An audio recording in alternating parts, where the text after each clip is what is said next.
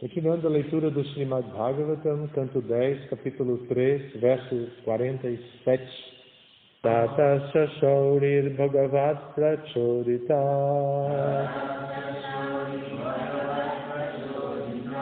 Sutam Samadaya Sasutika Grihat Yada Bahir Gantum Yesha Tarhyaja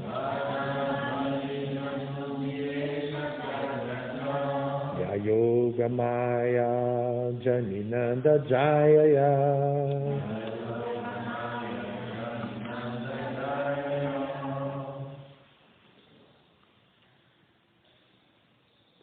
A tradução é a seguinte: em seguida, exatamente quando Vasudeva, recebendo inspiração da Suprema Personalidade de Deus, estava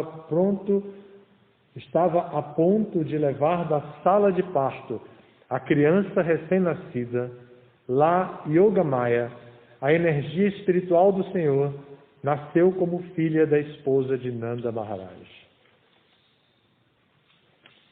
Significado: por sua divina graça, Ase Bhaktivedanta Swami Srila Prabhupada. Srila Vishwanatha Chakravarti Thakur comenta que, juntamente com a energia espiritual Yogamaya, Krishna apareceu simultaneamente como filho de Devaki e filho de Yashoda. Como filho de Devaki, primeiro ele apareceu como Vishnu, e porque Vasudeva não estava na posição de afeição pura por Krishna, Vasudeva adorou seu filho como Senhor Vishnu. Yashoda, entretanto, satisfez seu filho Krishna sem entender sua divindade. Esta é a diferença entre o Krishna, filho de Yashoda, e filho de Devaki. Isto é explicado por Vishwanatha Chakravarti com base na autoridade do Harivansha. Agora o capítulo toma uma nova posição no relato do aparecimento de Senhor Krishna. O título do capítulo é O Nascimento do Senhor Krishna. E agora, então, começa a dar outro enfoque. O enfoque que é mais exaltado assim por Prabhupada no livro de Krishna, que é quando Vasudeva carrega Krishna de lá do palácio de Kamsa e leva até Vrindavana. Uma verdadeira aventura cheia de eventos sobre-humanos. Primeiro de tudo, os guardas adormecem. Isso vai ser descrito depois. Os guardas adormecem. Então, Vasudeva consegue se libertar também das correntes que prendiam seus pés dentro da prisão. A prisão aqui é chamada de Sutika Grihat, ou seja, a sala de parto. Interessante, porque se tornou mais importante o lugar do que como sala de parto do que como prisão, porque não havia prisão em um certo sentido. Era simplesmente a sala de parto onde Krishna apareceu. Então perde a conotação de prisão e passa a ter a conotação do lugar sagrado onde Krishna apareceu, ainda que fosse tecnicamente uma prisão. Então é bem interessante que isso aqui é apontado, né? Outro detalhe aqui que é muito interessante na minha percepção é dizer que Vasudeva levou Krishna Samadaya, carregando com muito cuidado. Então ele tinha a consideração, primeiro de tudo, que era um bebê recém-nascido, que tinha aceitado a posição de se tornar uma criança comum, embora não fosse uma criança comum, Prakrita Shishu, isso foi falado nos versos anteriores. Então ele não era uma criança mundana, comum, Prakrita, assim. Então, mas ele aceitou essa posição para agradar sua mãe e seu pai, mas ela, que foi ela quem mais pediu para que ele assumisse uma forma comum. Vasudeva apenas filosofou sobre a sua posição como Vishnu. E depois, quando Devaki começa a falar, ela fala principalmente do risco que havia de Kamsa, não principalmente. Ela aponta como algo importante para Vishnu saber que Kamsa estaria disposto a matá-lo. E ela, assim, envolta na energia interna de Krishna e possuída por Yogamaya, ela vê a Krishna como seu próprio filho. Então ela perde a noção de que Krishna, sendo Vishnu, seria imortal e não seria passível de ser assassinado por Kamsa. Então, assim, chegou a hora de levar a criança. Até a foto escolhida na frente do livro é exatamente essa, né? Essas fotos escolhidas são sempre muito relevantes. Acho que vocês sabem que a edição brasileira tem uma foto de Radha Gokulananda, né? Em um dos cantos, Radha Gokulananda de Nova Gokula. E essa foto foi toda preparada, o dia, a roupa escolhida para ser vestido, foi a mãe Kunti que costurou a roupa, hoje falecida. Na época ela costurava, ela fez também uma roupa toda de pena de pavão, naquela época que sobrava pena de pavão, tinha muito pavão.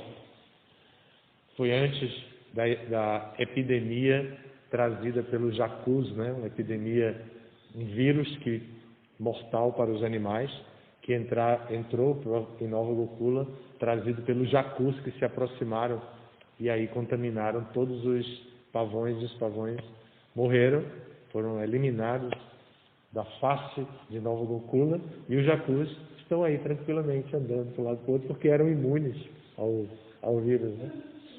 Então, assim, nós vemos aqui, então, o cuidado de Vasudeva, de levar o seu filho, e Krishna proporcionando a ele um bom resultado para o desejo dele de levar Krishna até Gokula sem nenhum tipo de transtorno. Primeiro, porque o próprio Krishna diz para ele para onde ele deveria levar. E depois, facilita tudo. E ele vai, na noite sem lua, ele vai, até a lua apareceu para poder clarear. E ele segue adiante, passando por muitas dificuldades. O próprio rio de Yamuna parou de fluir para que ele atravessasse. E assim foi até chegar na casa de Nanda Maharaj. Nanda Maharaj era um rei. Ele não é como os reis da história europeia que nós conhecemos, aquela família real, autoritária e toda especial assim. A posição de um Raja, de um rei aqui, como Nanda Maharaj é a posição equivalente ao que seria hoje de um prefeito. A pessoa que tinha o domínio sobre aquela região e que organizava todas as atividades culturais, sociais e de desenvolvimento daquela região. Então, Nanda Maharaj era esse tipo de rei. É dito até que ele nem sabia ler e escrever. Então, Nanda Maharaj não era alfabetizado assim, mas ele era o rei. E ele estava, na hora do nascimento de Krishna, ele já estava acordado, cuidando das vacas. Ele estava na Goshala, quando tudo aconteceu. E Krishna, então, é levado por Vasudeva e trocado por Yogamaya. Então, levaram Ele próprio leva Yogamaya. Quando ele entra na prisão, que tinha se tornado sala de parto até aquele instante, quando ele entra na sala de parto, a sala de parto outra vez se transforma em prisão. Ele volta a ficar com as pernas acorrentadas, Devaki também, e a sala é trancada, e aí eles ficam trancafiados ali, e os guardas despertam e ouvem Yogamaya chorando, e aí já, nasceu finalmente, não sei o que e tal, e comunicam para Kamsa. Essa é a história que vai vir adiante. Vocês já pensaram que nós estamos próximos do Janmashtami e estamos nos preparando dessa maneira aqui, ouvindo sobre o nascimento de Cristo? Os próximos capítulos vão descrever toda a meditação que nós precisamos ter para o Janmashtami. É bem interessante isso, que nós estejamos assim, aqui em Nova Gokula, com esse tema próximo ao Janmashtami. Janmashtami é agosto, e nós já estamos no final de maio, né? Então, não está tão longe assim. E com a ideia de que nós devemos, aqui em Nova Gokula, curar nossa doença intelectual, ativando a nossa inteligência com o Shastra, ativando a nossa inteligência com o Bhagavatam, criando novas referências para a nossa inteligência, se desligar um pouco das atividades fruitivas que têm sido muito ativas dentro de Nova Gokula, com tanta preocupação que nós tivemos para conduzir Nova Gokula. Esse é um tema importantíssimo para a gente.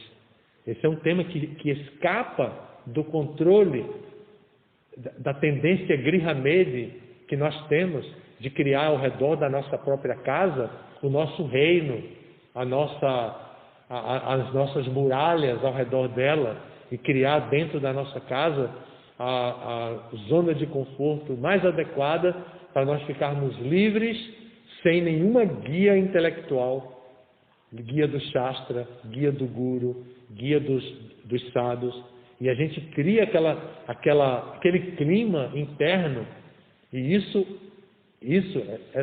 dentro de uma griha, isso é muito prejudicial, e a gente vai perdendo os temas importantes de Ishtagosti. Agora nós estamos fazendo no domingo Dharma Sabha. Talvez para o próximo a gente possa fazer um Ishtagosti como ele é. Não quero falar de administração, não. Um Ishtagosti mesmo com um tema divulgado antes. As pessoas podem se inscrever todas, não precisa ter a mesa redonda ali, e todo mundo na sala pode participar, contribuindo com um tema que espontaneamente vai sendo falado. A gente pode até falar do próprio nascimento de Krishna, para poder a gente viver essa experiência prévia ao Janmashtami, né? Então, é muito importante que a gente tenha um foco do Shastra que seja transformador para a nossa tamaguna interna, a nossa dificuldade de pensar, dificuldade de compreender o Shastra, compreender a literatura, de compreender os significados de Prabhupada. Então é muito importante que a gente faça esse exercício intelectual. E nós estamos tendo essa oportunidade agora, antes do Janmashtami. Quando chegarmos em Janmashtami, vamos estar bem conscientes dos passatempos de Krishna, da importância do nascimento de Krishna, dos detalhes do nascimento de Krishna. Imagine se a gente abre no dia de Janmashtami, a gente não vai estar mais nesse isolamento social. Esperamos isso, né? E imagine se a gente tem um festival super bacana aqui e a gente avisa antes para as pessoas que vamos tratar do tema no estilo Ishtagosti, que todo mundo vai poder falar 1 minuto a respeito do nascimento de Krishna. E a gente pode dar para determinadas pessoas o fluxo, para não perder.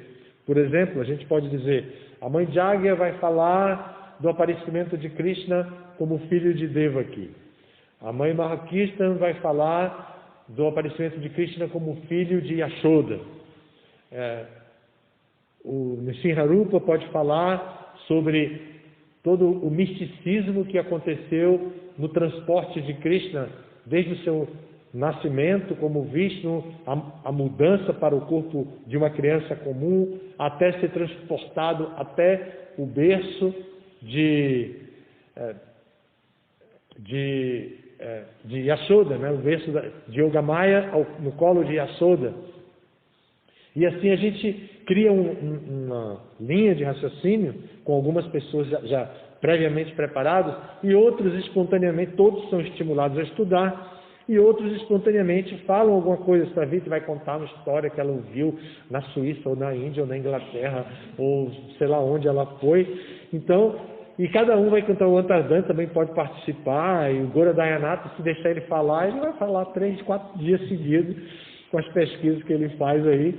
Então a gente pode criar essa dinâmica intelectual para a nossa inteligência recuperar a força espiritual que precisa para poder colocar na nossa mente comandos apropriados para que a mente fique criativa e diga: vamos lá, sentidos, vamos fazer serviço devocional, vamos assumir responsabilidade, vamos entrar nessa aventura. Essa é a dinâmica da yoga. Yoga no começo é yama e niyama. É evitar o que não deve ser feito, aceitar o que deve ser feito, mas logo depois vem asana. Então aí, quando vem as asanas, a pessoa já aprende a controlar muito dos sentidos e reconhecer os áreas vitais funcionando, reconhecer a vantagem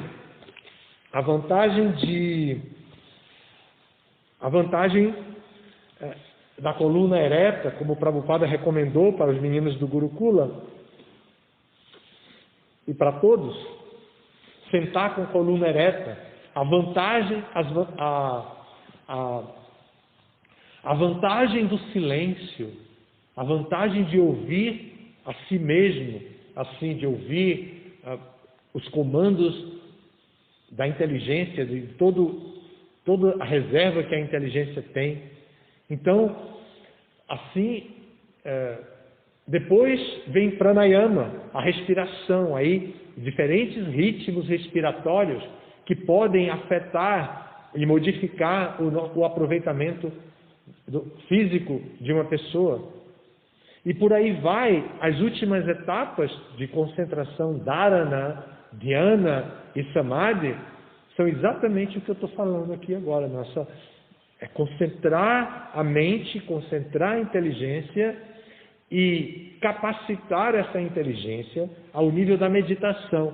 Qual seria a diferença entre meditação e concentração? Entre dhyana, que é meditação, e dharana, que é concentração. É porque na concentração você tem comando completo do seu estado mental. Na meditação, não. Na meditação, você se transporta, você abre novos canais que são receptivos também para influências externas. Então, a meditação é um canal de comunicação com o meio sutil. Agora, imagine o que é estar treinado na filosofia da consciência de Krishna e chegar ao nível de meditação e ter inspiração no coração. Paramatma falando e a gente ser capaz de escutar Paramatma. Normalmente, a gente não escuta. Normalmente a gente escuta a nossa língua falando e o nosso estômago, o meu, de vez em quando eu tenho que colocar a mão porque eu estou conversando com alguém e como pita que eu sou e ele é escandaloso, faz aqueles barulhos de fome, né? Então tem que empurrar um pouquinho assim o estômago e toda a complexidade do nosso corpo material. Então, isso sim que é poderoso em nós. Isso é que é natural em nós. Mas o que nós precisamos é controlar tudo isso. E para controlar tudo isso, existe o recurso do yoga. Para controlar tudo isso, a gente tem todas essas informações e quando chegamos ao nível de meditação, nós ouvimos Paramatma falando. Quando nós nos concentramos, quando nós cantamos o mantra Hare Krishna, ouvindo, cantamos e ouvindo o Mahamantra Hare Krishna, quando estamos cuidadosos para pensar qual é a primeira ofensa com relação ao cantar dos santos nomes. Se eu tiver cuidado com essa primeira ofensa, eu vou melhorar meu cantar. Se eu melhorar o meu cantar, eu posso ficar animado para ouvir o meu cantar. Se eu ficar animado para ouvir o meu cantar, eu posso entrar no nível de meditação, mais cedo ou mais tarde. Eu vou poder entrar no nível de meditação enquanto eu canto, porque os meus dedos estarão tocando as contas da minha japa. E à medida que cada conta passar, o meu tato, o meu sentido vai estar apegado àquela situação. E o meu corpo vai estar nesse ritmo. E esse ritmo vai favorecer a meditação.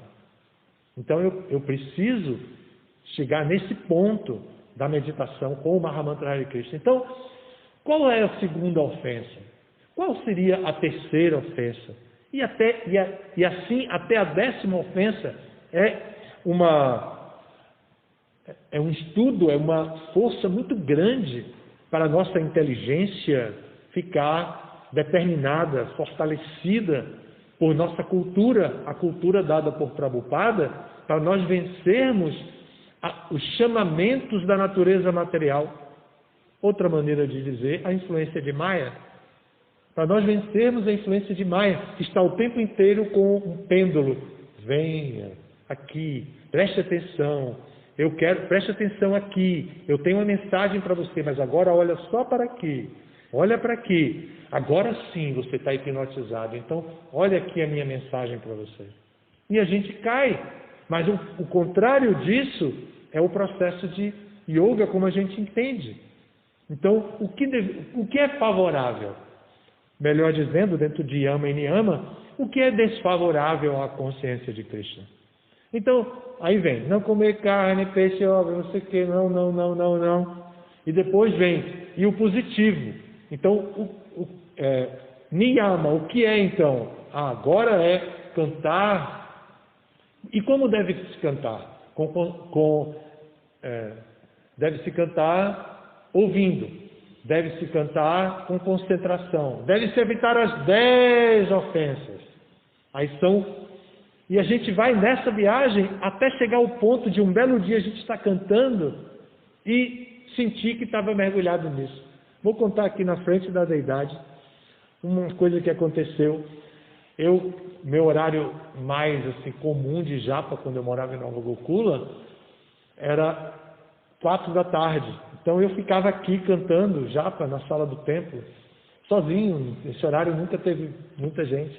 E um dia eu estava aqui cantando e um devoto estava muito agitado. E ele descobriu que eu estava aqui e veio naquela janela onde a mãe Mahakrishna está. Aí eu fui lá atender e eu estava assim, nem sabia que eu estava, mas eu estava delirando com o que eu estava fazendo. Aí ele falou uma coisa assim, mas o que é isso? Aí ele disse, Maharaj, vai dizer que o senhor não sabe, porque eu nem captei o que ele estava falando. Aí ele ficou mais zangado do que ele já chegou para falar comigo e saiu, né? E eu fiquei aqui rindo, assim, pensando, caramba, como é que eu não captei essa imagem? Eu acho que eu estava concentrado no Mahamantra, e fiquei todo contente, né? Porque eu estava aqui, então eu estava realmente absorto no cantar, porque para eu não saber uma besteira dessa que o camarada falou aqui, eu não sou ingênuo, não sou bobo, então para não saber dessa besteira, então é porque eu estava concentrado, fiquei todo contente, nunca mais esqueci de uma vitória assim no social, né?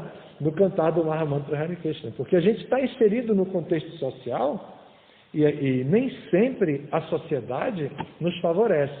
Às vezes nos favorece quando cantamos o mantra Gayatri, mas se nós estamos cantando japa, ninguém quer saber se a gente está cantando ou não está. Eu preciso falar com vocês, podem vir aqui comigo, eu vou vir. Hare Krishna, Hare Krishna. Pode vir aqui, Hare Krishna, Hare Krishna. Então, o nosso processo produz um resultado. Foi falado no texto, voltando ao texto, foi falado no texto que Vasudeva não tinha o nível pleno de afeição, afeição familiar. Ele não tinha desenvolvido esse nível pleno. Por isso, a relação dele foi de Krishna como Vishnu. Mas Nanda Maharaj e Yashoda tinham. Diva Goswami, no seu livro Gopal Champu, conta esse passatempo um pouco diferente daqui. Ele descreve algumas coisas um pouquinho diferentes, mas ele descreve detalhes muito interessantes para a nossa vida em comunidade. Ele descreve, por exemplo, Rohini. Rohini, que é uma segunda esposa, né, de Vasudeva, né? Ele tinha Devaki, Rohini e outras, tinha várias esposas. Yogamaya, Subhadra, é filha de Devaki, ou melhor, é filha de Rohini com Vasudeva. Ela é meia irmã de Krishna. Ela é irmã de Krishna e irmã de Balarama. De Balarama ela é irmã inteira, né? Assim, de pai e mãe, porque Balarama é filho de Vasudeva e foi transferido para Rohini e tal, né? Mas Subhadra é filha mais nova, tem outros também, filha mais nova de Vasudeva e Rohini. E assim, Rohini, como é a pronúncia, de acordo com Diva Goswami, estava na casa, na sala de parto de Yashoda, esperando, ajudando ela e tudo, mas o marido não deve participar do parto em si, como hoje, nos partos humanizados, a gente conhece que o marido faz parte também, mas não era recomendável. Então Vasudeva, ou melhor, Nanda Maharaj, não estava ali. Quando ele chegou para ver a criança, Rohini estava muito feliz com o aparecimento de Krishna. Então ela estava, ele batia querendo entrar no quarto para ver a criança. Eles já terminaram tudo, já posso entrar, quero ver meu filho. E ela colocou a cabeça pelo lado de fora da porta e disse: não, você só entra aqui se você me prometer uma coisa. Aí ele disse: o que eu vou lhe prometer? Aí, o que você quer? Aí ela disse: eu quero joias, eu quero ornamentos, eu quero... Aí começou a pedir tudo que ela não usava desde que Vasudeva estava preso. Desde que Vasudeva estava preso, que ela não usava. Só que agora ela estava vivendo uma experiência de libertação intuitiva. Pela meditação dela em Krishna, no aparecimento de Krishna, ela se libertou.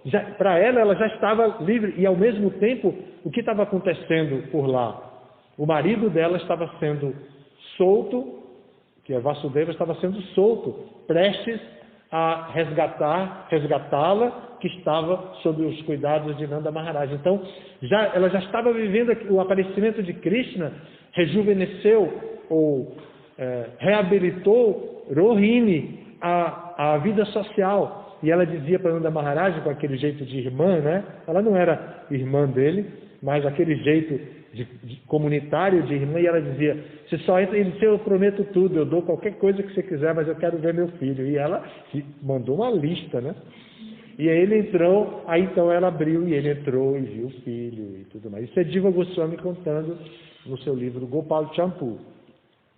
Então, toda essa meditação, todo esse tema que é trazido aqui, que foi falado também por Srila Prabhupada, e Prabhupada dá a citação de que Vishwanatha Chakravarti, no seu Harivamsa, que descreve a dinastia do Senhor Hari, que conta detalhes desse livro de Vishwanatha Chakravarti, vai falar exatamente da dinastia Vamsa do Senhor Krishna, conta esses detalhes e fala da diferença da relação de Krishna como Devakinandana e filho como Yashodanandana, né? Como Devakinandana, ele tem o pai Vasudeva, e o pai tinha uma relação de respeito, consideração, como Vishnu. Como Nanda, ele é filho de Yashoda com Nanda Maharaj, e a relação é outra, que eu apresentei agora, Nanda Maharaj querendo entrar no quarto para ver a todo custo o filho dele. Ele não sabia, entre aspas, né? Porque ele estava envolto pela energia Yogamaya de Krishna, ele não sabia que seu filho era Krishna. Apenas ele queria ver, porque ele já vinha sonhando. Ele todo dia sonhava com uma criança gordinha, bochechuda, com a barriguinha meio arredondinha. E aí quando ele acordava, hoje eu tive um sonho lindo. Aí Yashoda, conta aí, porque eu também tive um sonho. Aí ele dizia, sonhei que a gente tinha um filho, e que ele era lindo, bochechudo, sorridente, com o olho tipo pétala de lótus, assim. E eu também sonhei com o mesmo sonho. Depois disso, cada vez que acordava, eu dizia, e aí, sonhou? Aí ele dizia, sonhei. E ela dizia, sonhei também. Isso antes de engravidar. Depois, quando nasceu a criança, que ele entra no quarto e que ele vê o menino, ele diz, Yashoda, é a criança que eu sonhava. Ela disse, exatamente a mesma que eu sonhava. Então, imagine, né? Krishna vem para satisfazer o sonho de Rohini, para libertar Devaki e Vasudeva que estavam presos, para satisfazer o sonho de Yashoda e de Nanda Maharaj. Então, essa é a personalidade que nós adoramos aqui. Essa é a personalidade, são os donos e os administradores de Nova Gokula. Por causa deles, nós temos tido o êxito de manter Nova Gokula com as porteiras abertas, de manter tantos devotos fixos, apesar de tantas dificuldades para alguém se fixar em Nova Gokula. Então, são essas as personalidades que administram Nova Gokula. São eles que permitem que nós possamos servi-los. Ele, o próprio Gokulananda, que nos dá a liberdade de nos aproximar dele e costurar para ele e idealizar a roupa que vai costurar. A mãe Mahakirtan deve ter momentos que ela fica em dúvida, meu Deus, boto isso ou não boto? Põe isso? Como é? É esse coisa aqui? É dessa largura ou mais? Não, acho que mais fininho fica... Não, acho que melhor, maior.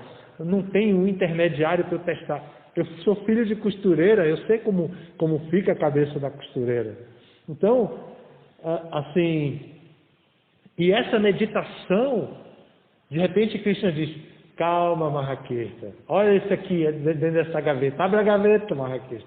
Aí ela abre a gaveta, descobri, que legal. Aí descobre exatamente o que ela queria colocar. Então, essa personalidade que nos acompanha 24 horas por dia, todos os dias da semana, todas as semanas do mês, todos os meses do ano e todos os anos de nossa estadia em Nova Gokula. Essa personalidade. Então, acolher as dificuldades que temos, acolher também o prazer que sentimos aqui e nos dirigir a Ele e dizer, como eu posso corrigir os meus próprios erros para servi-lo melhor? O Senhor tem sido muito tolerante com minha incapacidade, mas, ao mesmo tempo, apesar de toda a minha incapacidade, eu ainda tenho alguma atração pelo serviço ao Senhor. Por favor, não me rejeite, não esqueça de mim, não me chute. Ele está com um pezinho ali pronto para dar um chute. Não me chute, não me chute. Antigamente, a gente tinha... Aqui na sala, os homens ficavam na frente, as mulheres ficavam atrás. E eu ficava bem na linha do olhar dele, que era ali, né? Mais ou menos. Eu ficava bem na linha do olhar de Krishna. Eu queria que ele me visse. Então eu ficava todo dia na mesma posição para Krishna me ver. Aí veio a história de que as devotas tinham que vir para frente e dividir também. E nessa hora, eu pensava, caramba, eu vou ter que ir para o outro lado, porque a gente vai ter que fazer Dandavati, e Dandavati tem que ser de lá para cá, e eu não vou mais poder ficar aqui, senão eu vou fazer Dandavati com a cabeça para a porta ali, vou ter que ir para lá, vou perder o olhar de Gokulananda nas horas mais importantes, né, que era o nosso sadhana. Aí passamos para lá, evidentemente, né, e ele ficou olhando para as meninas, né. Então o olhar dele para o lado de cá é justamente para as gopis mesmo. Nós precisamos constantemente lembrar da nossa relação dentro da oferta cultural que Krishna nos dá quando ele vem a esse mundo. Ele veio a esse mundo em Vrindavana com esses associados eternos, mas todos eles estavam iludidos por Yogamaya, para não reconhecer Krishna. Por quê? Porque Krishna queria prazer da relação espontânea com ele. Krishna não queria que eles ficassem, sim, agora tudo bem, o senhor chegou, vai paritranaya sadhanam vinashaya sadhuskritam, é isso? Então, ele não queria uma conversa administrativa. Ele queria essa relação com os gopas, com as gopis, com pai e mãe. Ele queria com as vacas. Imagine Krishna segurando no rabo de um bezerro e os meninos enxotando o bezerro só para Krishna surfar na relva de Vrajabhumi, de Vrindavana. Isso ele fazia, imagine, segurava no rabo, ficava assim e os meninos enxotavam e ele ia na relva, assim, descendo as colinas e o bezerro chutando, né? E ele ali desfrutando, é a origem do surf, né? Então, imagine tudo isso vivido por esta personalidade que está aqui com a flautinha na mão, com o olhar dele suave, doce, com esse sorriso e com uma cozinha aberta para quem quiser cozinhar para ele, um quarto de pujari com toda a parafernália que podemos adorar ele, e toda a casa com a sala onde podemos receber os convidados dele, lugar onde podemos falar dele. Então essa personalidade está sendo descrita aqui no Bhagavatam como nascendo como filho de Vasudeva e filho de Nanda Maharaj. E essa personalidade nós temos aqui. Nós estamos aqui podendo meditar em Nanda Maharaj, na hora de cuidar de Nanda Maharaj, na hora de cuidar de Gokulananda, podemos meditar na ansiedade que Nanda Maharaj tinha para ver o seu filho. Até quando a gente está na cama, dormindo, 4 horas da manhã, a gente pode pensar, poxa, mas Nanda Maharaj queria tanto ver o bochechudinho, o bebezinho dele, e eu estou aqui, eu vou ver também, eu vou seguir os passos de Nanda Maharaj. Espero que não tenha ninguém na porta perguntando para eu entrar o que é que eu tenho que dar, como Rohini fez, né? Mas a gente tem a oportunidade de servir a Gokulananda, a gente tem a oportunidade de servir a Gokulananda na sua forma mais íntima, junto com Srimati Radharani. E Srimati Radharani completamente preparada para nos acolher e dizer, olha aqui, Gokulananda, é essa pessoa que quer servir você.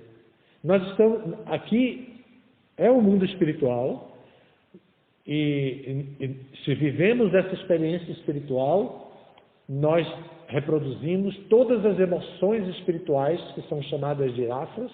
Nós podemos reproduzir qualquer uma das emoções espirituais que possam nos atrair ao serviço a Krishna. Então, nós temos toda a capacitação aqui para o serviço pessoal a Radha Krishna. Então, muito obrigado pela atenção. Todas as glórias a Srila Prabhupada.